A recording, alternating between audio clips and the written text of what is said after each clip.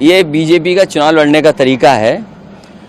चुनाव आयोग मर गया है। सफ़ेद कपड़ा जो होता है वो हमें भेंट करना पड़ेगा। मैं डीएमके का जो न्यू एजुकेशन पॉलिसी है उसका जो विरोध है, मैं डीएमके के स्टूडेंट विंग का और डीएमके का समर्थन करता हूं।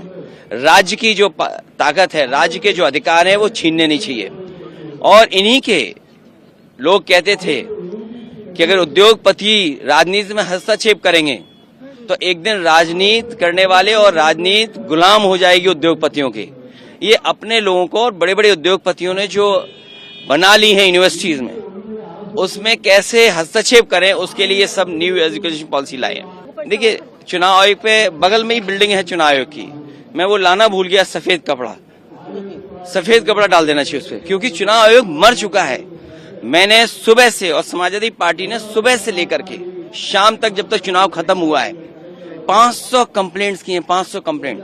अगर एक भी कंप्लेंट पे उन्होंने कहा, और मैंने अपनी कई प्रेसों में ये कहा था कि मैं चाहता हूं ये चुनाव देखे दुनिया कि लोकतंत्र कैसे चलता है। लोकतंत्र में मैंने सभी प्रेस के लोगों को, बुद्धिजीवियों को और तमाम लोगों को इनवाइट किया था कि आकर के देखें कि मिल्कीपुर का चुनाव कैसा होने जा रहा है। देखिए, बंदी बना के लाना, ये बंदी बना करके जो लाने का काम हुआ है। अब विश्व गुरु बनने का रास्ता क्या है?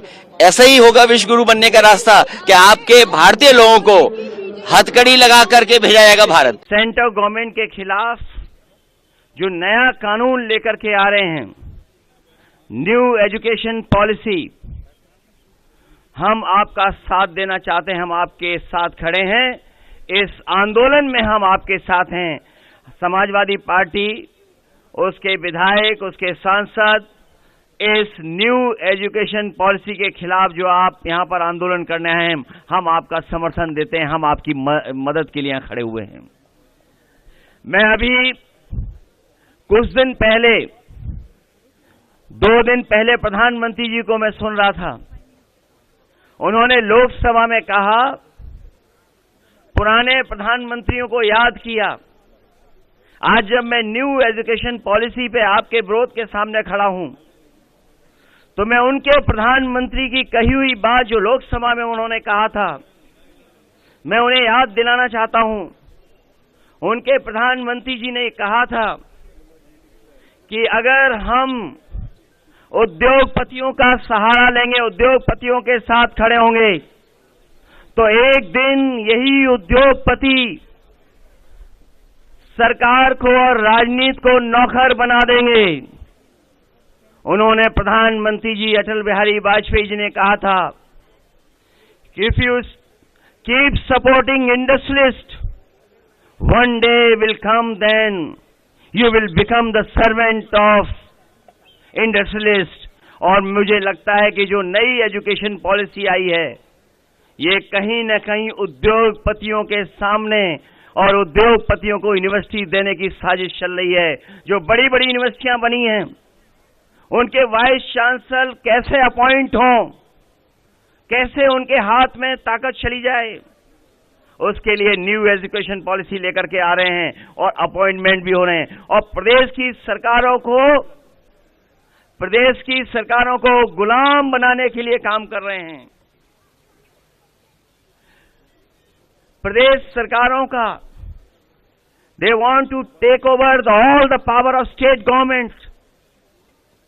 They want to make politics and politicians servant of industrialists. We can never agree on that. We can never support new education policy. I congratulate here youth wing of DMK who has come all the way from Tamil Nadu. I am supporting all the students here, not only Tamil Nadu students, but what you have taken decision here. This message going to go to all the students of India. Even North Indian students will support you on this moment, on this protest day. I am supporting you completely. I am against NEP. I am against Bharatiya Janata party. और मैं उन्हें याद दिलाना चाहता हूं कि उन मंत्री ने कभी कहा था कि अगर इसी तरह से काम होता रहेगा तो उद्योगपति, बड़े बड़े लोग राजनीति को और राजनीति करने वालों को नौकर बना देंगे। मुझे उम्मीद है कि आपको अपनी बातें याद होंगी और याद कर करके आप नेशनल एजुकेशन पॉलिसी जो लाए हैं 2020 वो वापस लेने का काम करेंगे। अमर उजाला जीवांजलि के सारथी की मदद लें और महाकुंभ में स्नान जरूर करें।